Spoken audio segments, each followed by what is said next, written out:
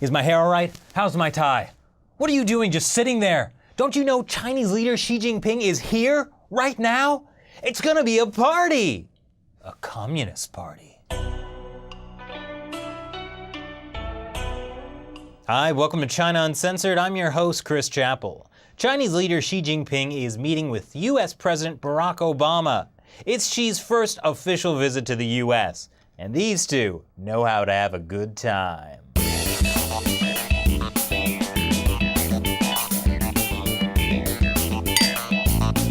My tone with respect to China has been pretty consistent.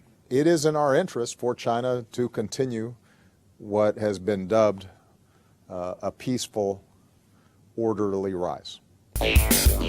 And nothing says peaceful, orderly rise quite like threatening American companies. The first stop on Xi Jinping's tour this week was not the White House, but Seattle. That's where this year's annual US-China Internet Industry Forum was rescheduled to coincide with Xi's trip. What? You've never heard of the US-China Internet Industry Forum? You didn't follow the play-by-play last year? The delegates will focus their discussion on cloud service, internet access, and administration, as well as the relationship between economic development and public interest. What?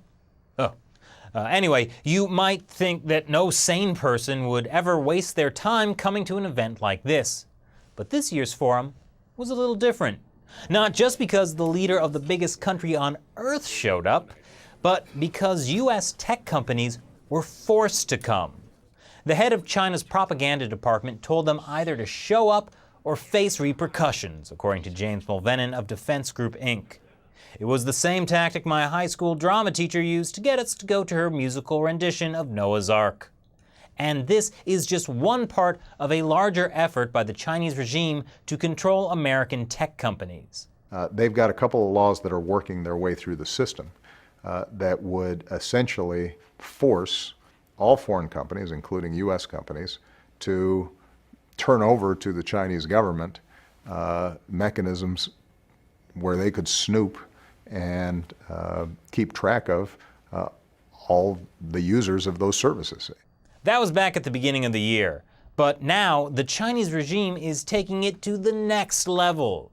This summer, the China Information Technology Security Evaluation Center sent this letter to foreign tech firms. They want to make them sign a pledge to, among other things, not harm national security. That sounds intentionally vague. So, what does it actually mean? It's Communist Party speak for turn over your source code and user data to the Chinese government. Don't worry, your intellectual property will be safe. Xi Jinping has clearly stated that the Chinese government cannot in any way participate in encouraging anyone to steal trade secrets.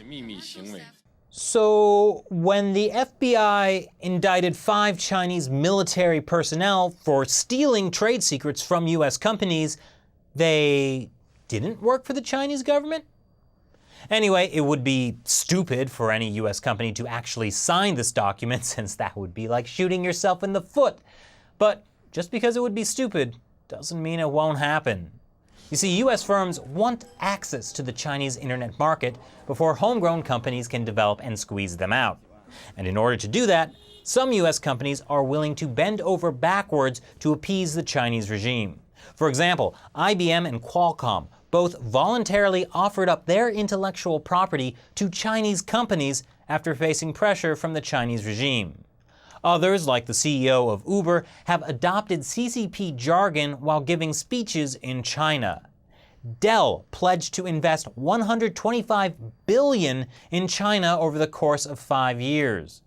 Clearly, these companies are expecting big returns on investment.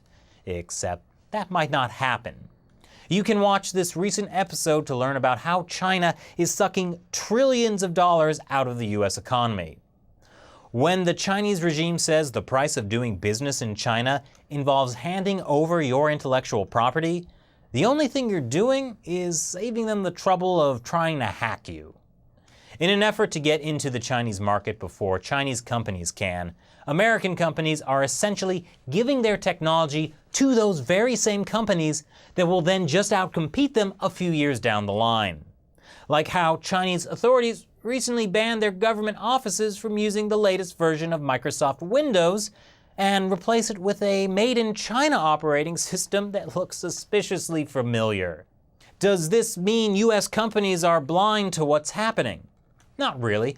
On one hand, many companies are trying to appease Beijing to get market access.